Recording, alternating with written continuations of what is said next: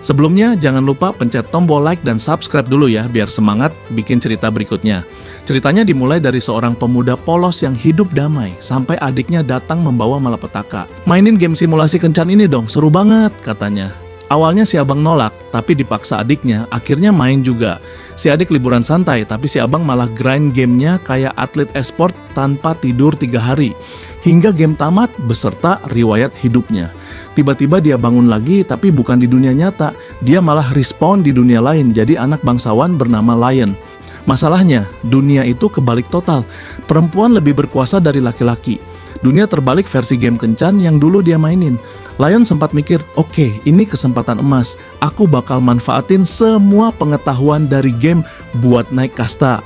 Tapi lama-lama Lion males juga. Ambisi hilang, tinggal niat cari bahagia hidup santai.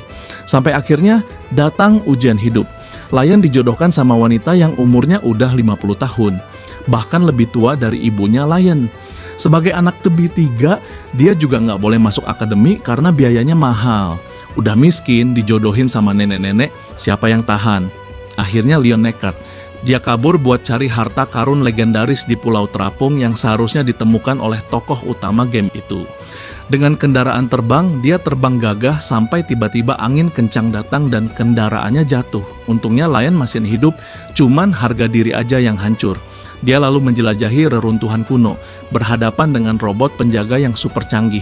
Tapi Lion bukan kaleng-kaleng, dengan pedang sulap dan sedikit trik curang, dia berhasil ngalahin robot itu dan menemukan ruang kendali kapal luar angkasa kuno. Lion akhirnya mengambil kepemilikan kapal tersebut. Akhirnya Lion kembali ke rumah, dia bawa harta segunung dan bilang, "Sekarang aku bebas dari perjodohan Sontoloyo itu." Beberapa waktu kemudian, Lion mendaftar di akademi. Setelah menemukan Pulau Terapung, Lion dikasih gelar Baron. Tapi bukannya enak, gelar itu malah datang dengan PR segunung. Harus rajin, nggak boleh males, dan disuruh cari calon istri berstatus tinggi di akademi. Akhirnya dia masuk akademi, tempat para bangsawan sombong berkumpul, termasuk para pangeran mencari cinta. Tapi ada yang aneh, Pangeran Julius yang seharusnya naksir sama Olivia malah mencintai murid baru bernama Mari. Drama pun dimulai, tunangan Julius, si Angelica, udah kayak kebakaran jenggot. Saat kelas praktek pesta teh, Leon awalnya ogah-ogahan. Tapi pas disuruh guru, dia jadi semangat. Cuma sayangnya beberapa murid cewek malah ngeledek hasil kerjanya. Untung Leon punya hati yang sabar, lalu dia lihat Olivia lagi ditindas. Karena mereka bernasib sama, Leon langsung ajak Olivia bergabung ke pestanya. Olivia pun tersentuh dan mulai menghargai Leon. Dari situ, Leon janji bakal bantu Olivia dari para murid jahat di akademi. Beberapa saat kemudian, mereka bertemu kakak Olivia. Dengan saran dari kakak perempuannya, Olivia mulai belajar berteman dengan murid-murid yang berpengaruh. Tapi hidup di akademi nggak semudah itu, Ferguson. Suatu hari saat latihan eksplorasi, Julius dan Angelica ribut besar. Julius ngambek dan milih Mari sebagai pendampingnya, bikin membuat Angelica patah hati. Di tengah drama itu, Lion dan Olivia malah dijadikan umpan monster. Lion beraksi kayak jagoan ngalahin monster sendirian. Tapi dasar apes, dia sempat digigit monster. Untung Olivia langsung nyembuhin dengan sihirnya. Beberapa saat kemudian, rombongan Julius datang buat menyelamatkan mereka. Suatu hari, drama di akademi makin panas. Mari tiba-tiba jadi korban kejahilan orang. Pangeran Julius langsung menuduh Angelica sebagai pelakunya. Padahal Angelica sama sekali nggak ngapa-ngapain. Dia cuma masih baper berat karena dicampakkan sama Julius. Sakit hati belum sembuh, malah dituduh. Dasar nasib banget. Sementara itu, Lion dan gengnya juga nggak kalah apes. Mereka udah berjuang kirim undangan pesta teh ke para gadis bangsawan. Tapi hasilnya nihil. Memang tampan sangat berpengaruh bagi wanita. Suatu siang di perpustakaan yang sunyi, Lion dan Olivia melihat Mari lagi selingkuh dan berduaan sama cowok lain. Ternyata Mari juga berasal dari dunia yang sama kayak Lion, yaitu dunia nyata. Tapi bukannya panik, dia malah enjoy banget hidup di dunia game kayak orang liburan. Malamnya kakak perempuan Leon datang memberi wejangan serius, agar Leon jangan deket-deket sama para pangeran. Kalau mereka suka, hidupmu makmur, tapi kalau mereka benci, siap-siap jadi korban gosip seumur hidup. Sampai akhirnya tiba acara pesta dansa kerajaan. Angelica yang udah muak menegur Mari agar menjauh dari Julius. Tapi nggak cukup sampai di situ, dia juga nyebar pengumuman gratis bahwa Mari ternyata punya cowok lain selain Julius. Ya, Para teman Julius santai aja, malah kayak nggak peduli. Angelica makin panas dan akhirnya dia menantang Mari untuk duel. Tapi Mari yang lebih suka drama daripada duel menolak. Sebagai gantinya, Julius dan 4 bangsawan lain malah maju mewakili Mari untuk berduel. Sementara Angelica nggak ada satupun yang mau bantu, takut dimusuhi pangeran. Lyon yang melihat itu merasa darahnya mendidih. Dia tahu kalau Angelica kalah, hidupnya bakal tamat, diasingkan dan menderita hingga tua. Awalnya Lyon nggak mau ikut campur, tapi rasa kesalnya udah di ubun-ubun. Akhirnya dia berdiri dan bersedia mewakili Angelica berduel. Semua orang bengong. Angelica sendiri sempat bingung. "Kau yakin?" Lyon cuma senyum dan berkata, "Aku udah muak cari calon istri." Duel pun ditetapkan, yaitu pertarungan armor battle di arena sekolah. Keesokan harinya, suasana heboh. Saat Lyon muncul, semua orang ngakak. Soalnya, armor yang dipakainya model jadul yang berat, besar, dan udah kayak kaleng bekas zaman dinosaurus. Sementara armor para bangsawan lain super gesit, kinclong, dan mewah. Penonton yakin si Lyon bakal kalah sebelum sempat gerak. Ronde pertama dimulai. Lawan pertamanya Brett yang langsung pamer senjata yang super mahal. Senjata yang dibuat dari bahan langka, cuman bangsawan sejati yang mampu. Lyon nggak mau kalah dan mencoba mengambil senjatanya. Tapi malah nggak sengaja ngeluarin sekop. Semua orang ketawa, tapi dalam 5 detik Lyon ngelibas lawannya cuma dengan 1 ayunan sekop. Sekali gebuk langsung tamat. Lawan berikutnya adalah Grey. Dia terkenal kuat tapi juga sok banget. Lyon kali ini nggak nahan diri dan langsung hajar Grey pakai sekopnya berkali-kali. Akhirnya Grey kalah telak plus malu setengah mati. Ronde ketiga lawannya Chris, si ksatria pedang yang katanya paling jago. Dia langsung keluarin jurus pamungkas dari awal, tapi Lyon santai saja. Beberapa gerakan kemudian, pedang Chris patah, semangatnya pun ikut runtuh. Chris nyerah total, sementara penonton yang dukung Julius cuma bisa geleng-geleng melihat kekuatan Lyon. Berikutnya lawan Jill. Wajahnya sih ramah, tapi hatinya licik kayak kucing lapar. Dia nekat nyuruh kakak Lyon sendiri buat pasang bom di armor milik Lyon waktu dia lagi ke toilet. Tapi Lyon udah nyadar dari awal, cuman pura-pura nggak tahu. Lyon tetap tenang aja, soalnya bom kayak gitu cuman gatal doang buat armor miliknya. Pas Lyon ngungkap kalau dia tahu rencana itu, Jill malu dan malah ngancam mau nyakitin keluarganya Lyon. Tapi Lyon tetap santai. Dengan satu strategi cepat, dapat mengalahkan Jill dengan mudah. Dengan ini tinggal 1 lawan terakhir, yaitu Pangeran Julius. Duel besar yang ditunggu-tunggu akhirnya dimulai. Lyon berhadapan langsung dengan Pangeran Julius, si pewaris tahta yang sombong tapi ganteng. Julius datang dengan armor paling kuat di kerajaan. Saat duel berlangsung, Lyon masih sempat nyoba ngajak Julius mikir waras. "Pangeran sadar dong, si Mari itu nipu kamu. Angelica itu beneran tulus." Tapi Julius cuek, malah ngatain Lyon udah berubah jadi sombong gara-gara punya armor kuat. Lyon cuma nyengir dan berkata, "Kalau gitu gimana rasanya kalah dari orang yang dulu kamu rendahin?" Kalimat itu langsung bikin Julius naik pitam. Dia marah besar dan berteriak, "Duel ini nggak akan selesai sampai salah satu dari kita wafat." Terlihat Julius serius banget. Di sini Lyon sadar kalau Julius tidak ada bisa ngerusak alur game dunia ini. Lyon akhirnya milih jalan aman dengan menang tapi sambil mempermalukan lawan di depan umum. Nggak usah anarkis, cukup bikin malu Julius seumur hidup. Selesai duel, Lyon langsung didatangi orang tua Angelica untuk berterima kasih. Lyon bahkan dikasih sebagian harta dan gelar bangsawan biar keluarganya nggak kena imbas. Akhirnya, ayah Angelica pun bersedia bantu ngomong ke pihak istana biar masalahnya beres karena mempermalukan sang pangeran. Karena pertunangan Angelica dan Julius resmi dibatalkan, Lyon malah disuruh nemenin Angelica liburan ke pedesaan buat nyembuhin hati yang luka. Tentu Olivia juga ikut biar nggak kesepian. Sampai di kediaman Zola, bangsawan ngeselin yang dulu sering bikin Lyon pusing di dunia game, mereka bertiga malah bersantai. Angelica dan Olivia sempat mandi bareng di pemandian air panas. Lyon cuma bisa bengong di luar sambil melihat mereka berdua akhirnya akur. Lyon ngerasa bahagia. Bahkan Olivia minta dipanggil Livia dan Angelica minta dipanggil Angel. Lyon pun senyum, makin akrab aja nih dua serigala. Sementara itu di istana, Raja sudah murka. Hak waris Julius dan gengnya dicabut. Impian Mari buat hidup bahagia hancur lebur kehilangan warisan. Tapi Lyon malah naik pangkat, bukan diusir dari akademi, malah dipanggil raja buat dikasih gelar kesatria. Dari tukang sekop jadi bangsawan sejati, siapa sangka. Beberapa waktu berlalu, suasana akademi berubah ceria. Festival sekolah dimulai. Leon yang gak mau kalah ide, mendirikan kafe bergaya bangsawan sederhana. Dia nunjuk Livia dan Angel sebagai pelayan utama. Seragam kafe mereka menggoda banget, sampai para cowok yang lewat langsung auto jatuh cinta. Di sisi lain, Mari dan geng Julius juga bikin kafe sendiri di ruangan sebelah. Bedanya, kafe mereka mewahnya kebangetan dan harga makanan bikin dompet nangis. Semua ide gila itu dari Mari. Dia yakin dengan mantan pangeran di pihaknya, pengunjung pasti bejibun. Tapi yang namanya Lion, meskipun kafenya sederhana, auranya tetap kuat. Saat Livia promosi, banyak yang cuek, ada satu murid cewek, Clara, yang pengen banget datang. Tapi alasannya simple, cuma pengen dikenalin ke Lion. Sementara itu, Angelica lagi nganterin tamu misterius ke kafe. Ternyata itu Ratu yang sedang menyamar jadi pengunjung. Ratu pengen lihat langsung siapa sih Leon yang bikin kerajaan heboh. Sayangnya waktu itu Leon lagi berurusan sama murid cewek songong yang gak mau bayar tagihan kafe.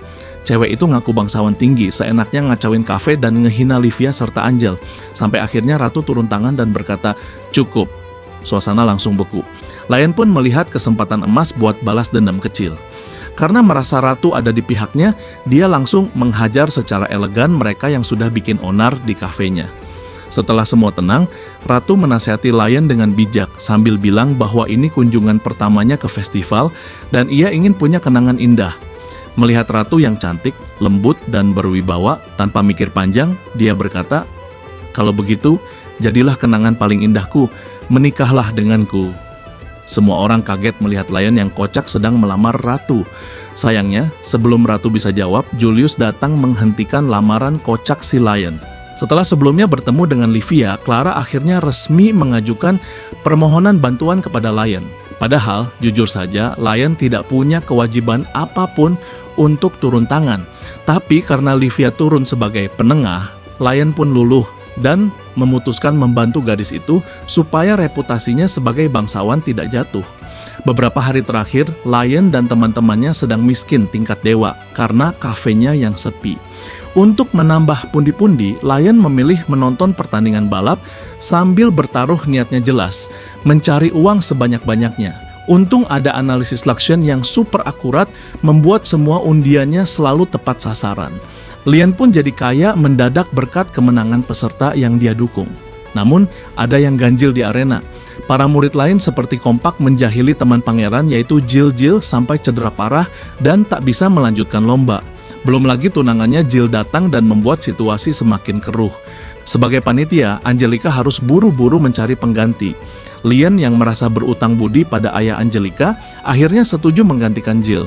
Begitu kabar bahwa Jill tak bisa bertanding tersebar, para penonton langsung berspekulasi bahwa Lion bakal kalah.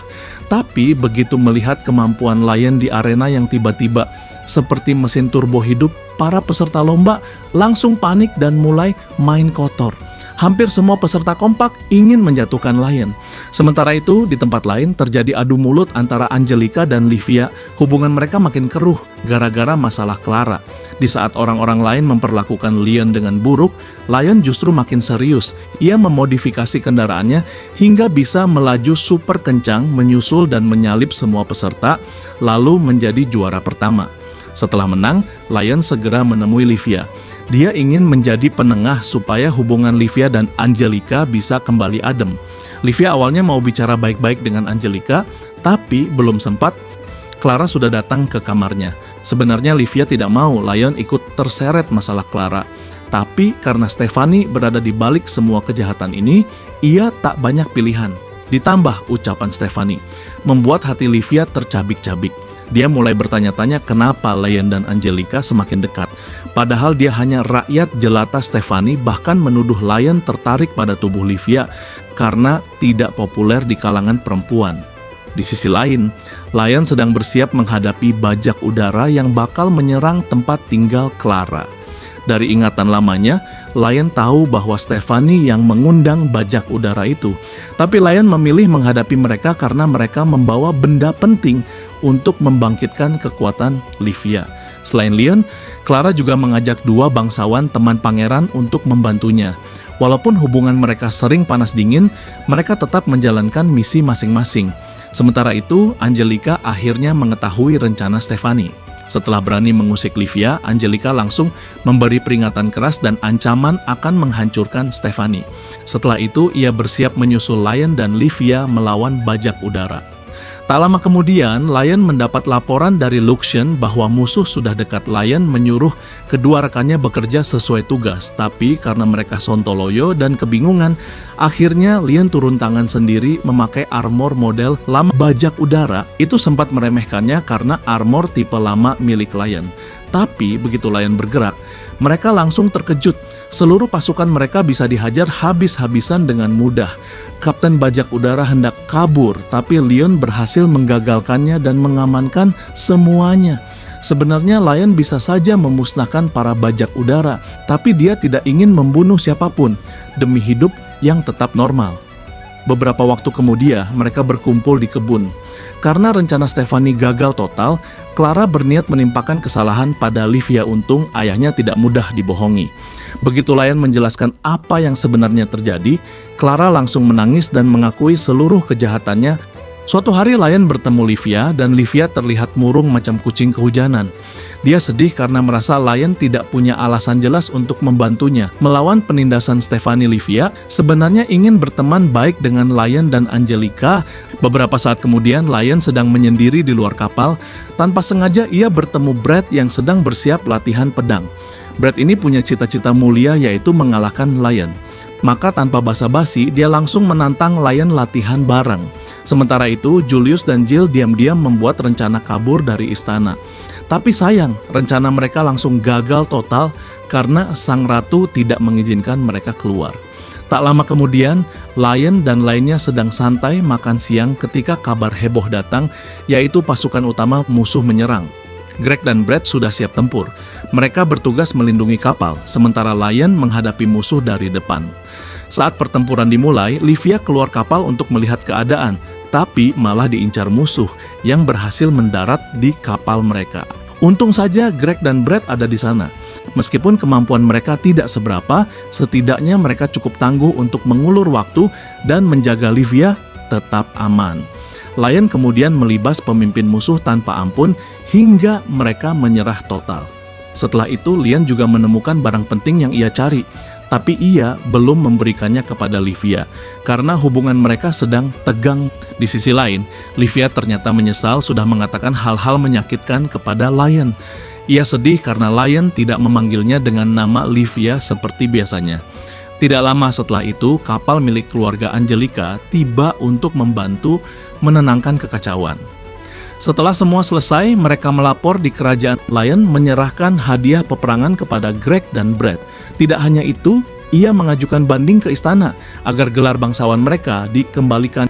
Mereka pun tidak mau kalah dan melaporkan ke istana supaya Lion dipromosikan jabatannya. Sayangnya, Lion tidak tertarik. Walau begitu, gelar barunya sudah cukup untuk menarik perhatian beberapa gadis di akademi. Meski demikian, Lion tidak senang karena mereka hanya peduli pada status bukan dirinya. Hari berikutnya, semua murid menaiki kapal mewah untuk melakukan karya wisata festival tahunan. Saat tiba di Pulau Layang, Livia merasa suasananya seperti mimpi. Ia bahkan membayangkan sedang berjualan di sana bersama teman-temannya seperti saat membuat kafe di akademi. Saat berkunjung ke kuil, tanpa sengaja ia bertemu Lion dan Angelica sekaligus. Situasi langsung canggung seperti es batu. Untung ada seseorang yang membantu mencairkan suasana. Akhirnya mereka bisa beraktivitas bersama tanpa canggung lagi. Meski pertemuannya singkat, tapi hal itu cukup untuk membuat hubungan mereka kembali seperti dulu. Lion pun merasa beruntung karena ia mendapatkan gelang suci yang bisa meningkatkan kekuatannya. Keesokan harinya, saat perjalanan berlanjut, mereka mendadak dikepung monster milik kerajaan Vansos. Pada saat yang sama, Putri Hertrude menyatakan perang dan menangkap murid bangsawan untuk dijadikan sandera. Sebagai bangsawan tingkat atas, Angelica dengan gagah berani menyerahkan dirinya agar para murid lain dibebaskan.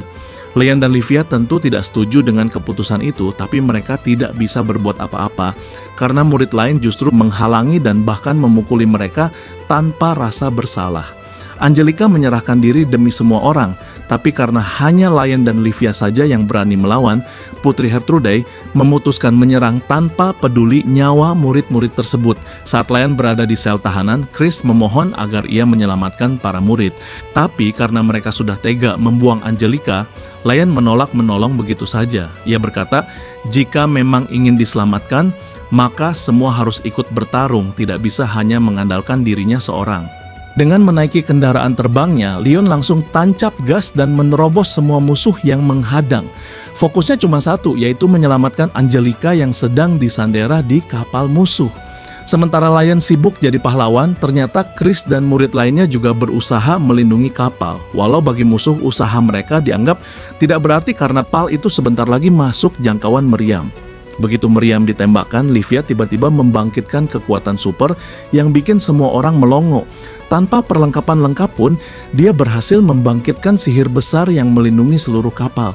Karena kapal induk musuh berdiri di atas monster raksasa, Lion memilih rute tercepat lewat mulut monster itu. Setelah sampai ruang kendali, dia mengalahkan penjaga dan langsung membawa Putri Gertrude sebagai sandera. Tapi anehnya, pasukan musuh tetap ngotot menyerang meskipun bos mereka sudah dipegang karena Livia sudah kehabisan tenaga. Tinggal Lion satu-satunya yang bisa melindungi kapal. Tepat saat Angelica ingin turut membantu, dia tanpa sengaja membangkitkan kekuatan baru yang belum pernah ia kuasai sebelumnya. Dari jauh dia bisa menyerang musuh sambil membantu Lion. Namun ketika meriam musuh mengenai kapal, Angelica terpental dan hampir jatuh. Livia buru-buru mencoba menangkapnya, tapi ujung-ujungnya justru dirinya sendiri yang terjatuh. Aneh tapi nyata, saat jatuh, Livia malah tersenyum. Karena dia yakin Lion selalu datang menyelamatkannya kalau dia dalam bahaya. Setelah diselamatkan Lion, Livia bertanya, kenapa Lion tidak memanggilnya dengan nama Livia lagi? Lion tidak menjawab dan justru menyuruhnya mencari pria lain yang lebih baik. Tapi Livia menolak. Ia berkata, ia hanya ingin bersama Lion dan ingin menikmati momen seperti dulu, karena dia hanya mencintai Lion. Mendengar itu, barulah kepala Lion yang keras seperti batu itu mulai sadar betapa besar cinta Livia pada dirinya. Akhirnya dia kembali memanggilnya Livia, sesuai keinginan gadis itu. Meski perjalanan lama dan penuh drama, akhirnya kapal dan armor Lion sampai di medan perang.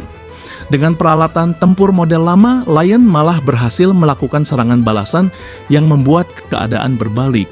Namun ketika musuh mulai terdesak, mereka mengerahkan pasukan elit yang disebut Ksatria Hitam, armor legendaris yang konon bisa menjatuhkan puluhan kapal perang sendirian. Saat Lion melawannya, dia kewalahan karena kecepatan Ksatria Hitam gila-gilaan. Lion tak punya kesempatan menyerang dan bahkan bagian depan armornya rusak kena tebasan. Sebenarnya Lion bisa kabur dan menyerang pakai kapal utama, tetapi itu bakal membunuh Ksatria Hitam dan Lion tidak mau melakukannya. Jadi ia memilih cara gila lainnya dengan keluar armor dan membuka pintu armor lawannya, lalu menodongkan senjata langsung ke pilotnya. Dengan cara itu, armor hitam akhirnya dikalahkan. Tapi musuh masih punya jurus lain, senjata yang bisa memanggil semua monster sekaligus. Untung, Lion juga punya senjata andalan, cukup memerintahkan Luxion, dan senjata luar angkasa pun menembakkan kehancuran yang meratakan semua monster. Dengan itu, perang pun selesai.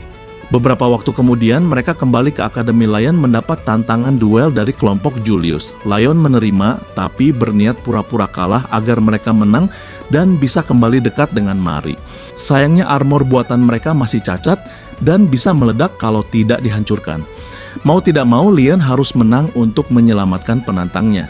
Karena Lion tidak suka jadi pusat perhatian, prestasi mengalahkan Ksatria Hitam ia berikan kepada Chris. Tapi karena ia berhasil menangkap putri yang sedang menjadi buronan kerajaan, Lion tetap mendapatkan medali khusus dan gelar bangsawan tingkat tinggi. Setelah sekian lama diremehkan, kini semua murid tiba-tiba mulai menghargai Lion.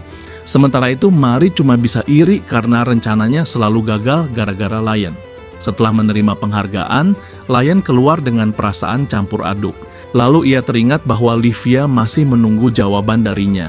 Hal itu membuat Lion sadar bahwa mungkin inilah saatnya ia benar-benar menentukan pilihan seberat apapun hidupnya di dunia itu. Ia ingin tetap bersama Livia dan Angelica.